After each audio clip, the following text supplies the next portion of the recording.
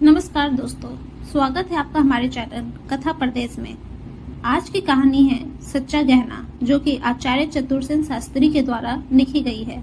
तो चलिए शुरू करते हैं आज की कहानी। शशि भूषण के पिता आसाम में एक बड़ी रेशम की कोठी के स्वामी थे।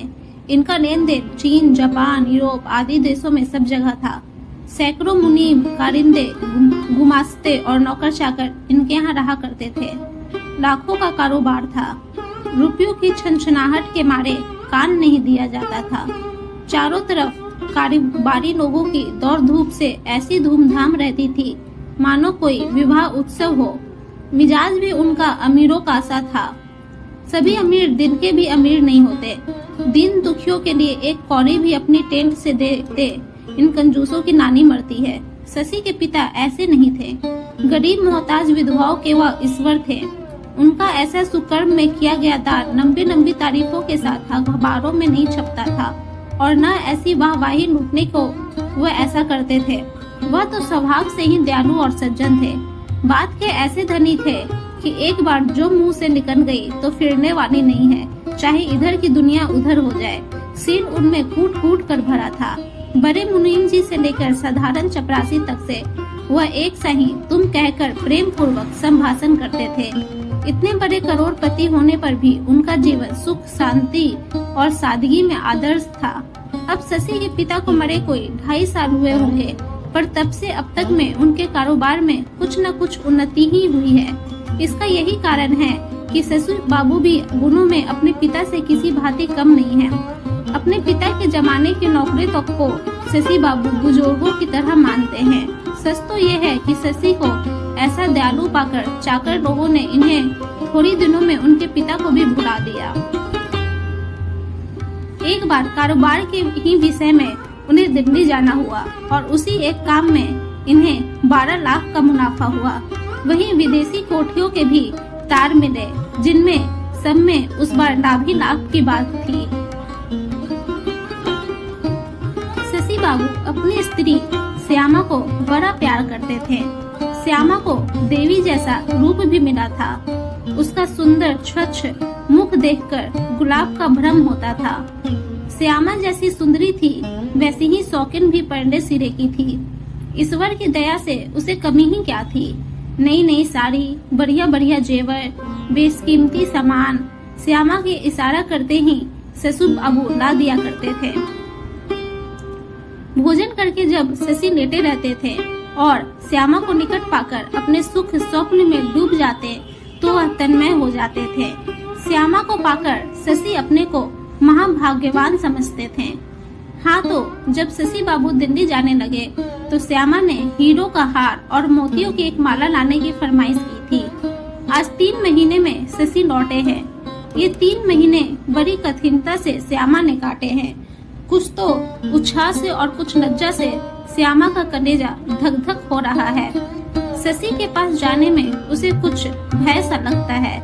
हल्के फिरोजी रंग की रेशमी साड़ी पहने श्यामा अपने कमरे में खड़ी पति के पास जाने की बात सोच रही थी। घड़ी घड़ी उसके माथे पर पसीना आ रहा था, जिसे वह रुमाल से पोंछ रही थी कि अचानक स्वयं शशि ही उसके पास जा पहुँचे। श्यामा इतने दिन बाद उन्हें देखकर सिकुड़कर इतनी सी हो गई। उसके नेत्रों के सुनहरे पर्दे एक बार ऊपर को उठे और एक बार शशि के मुख पर अपने हृदय का उज्जवल प्रकाशदार तुरंत नीचे आ रहे। लज्जा के भारी आवरणों को वे सहन न कर सके।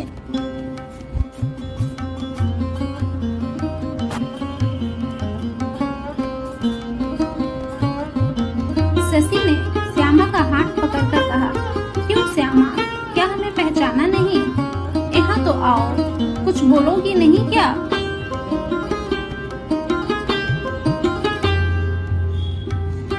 श्यामा का मुख लाल हो गया, उसे पसीना आ गया, कुछ कहते ना बना। क्या बोलूं, श्यामा यही सोचती रही।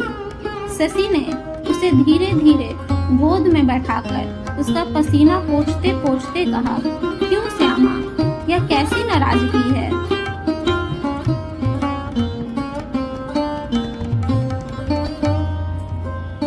पति से इस प्रकार दुलार पाकर श्यामा बड़ी सुखी हुई। बारंबार स्वामी के प्रबोध करने पर श्यामा को कुछ बोलने का साहस हुआ और उसका मुख खुला। खुलते ही मुंह से निकल पड़ा, हमारी माला और हार क्यों नहीं लाए? प्यारी की इस अटपटी और सरल वाणी को सुनकर शशि से न रहा गया।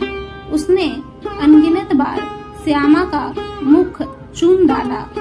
लाए हैं सरकार, न लाते तो कहाँ रहते, कहकर हार, माला तथा जहरात की अन्य चीजों का डिब्बा सामने रख दिया।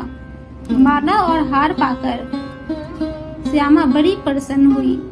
सुख और प्रसन्नता से सारी सुध बुध खोकर श्यामा पति की छाती पर झुक गई। उस दिन शशि ने सब दाम भर पाए।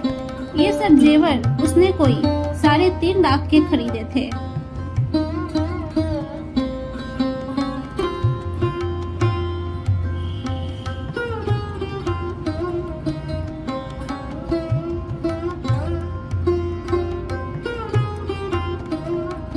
एक वर्ष बाद वह हारमोनियम पर मधुर ध्वनि से गा रही थी। शशि मुग्ध होकर एक चित उस चंद्रमा से बहते अमृत को पी रहे थे। उनकी आंखें उसी चंद्रमुख पर थी। इससे अधिक सुंदरता हो सकती है या नहीं, शशि यही सोच रहे थे। अचानक उनकी सोच एकदम भंग हो गई। सामने से उनके बड़े मुनि दौड़े हुए आए। उनके मुख की हवाइयाँ उड़ रही थी। आते ही उनके मुख से निकला, सर्वनाश सर्वनाश हो गया। शशि धीरज से बोले, हुआ क्या?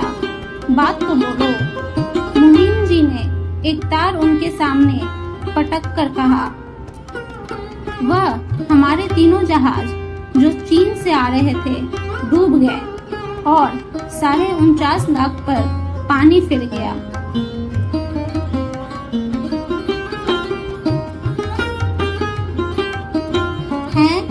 शशि के मुख से यही निकला और सूखे वृक्ष की तरह धराम से पलंग पर गिर पड़े।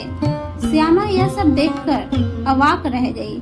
उसकी गोरी गोरी उंगलियां बाजे के परंदों पर पड़ी की पड़ी रह गई। उससे कुछ भी करते न बन पड़ा। अब भी उसकी छाती पर वही हार और माला सुशोभित थी। श्यामा ने एकदम अपने को संभाला, तुरंत पति के पास पहुंची। किसी प्रकार से कुछ मुस्कुराहट भी उसके मुंह पर आ गई। श्यामा ने समझा, प्यारे पति के दुख में यह मुस्कुराहट अच्छी औषधि होगी। ऐसे दुख में सरल श्यामा को मुस्कुराते देखकर शशि को हंसी आ गई। उन्होंने चुपचाप श्यामा को पकड़कर छाती से लगा लिया। उनकी आंखों में 2 बूंद आंसू छलछला आए। श्यामा ने उन्हें ढांढस देकर सब हालचाल जानने को कोठी में भेजा।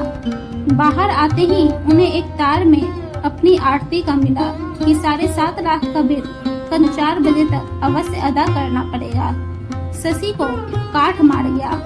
वापस घर आकर चारपाई पर पड़ गए। अचानक इस दुख को शशि सह न सके। उनका हृदय विदीर्ण होने लगा। एकाएक कुछ सोच वह उठ खड़े हुए। एक बार श्यामा ने रोकना चाहा, पर वह उन्मत्त की तरह चले ही गए।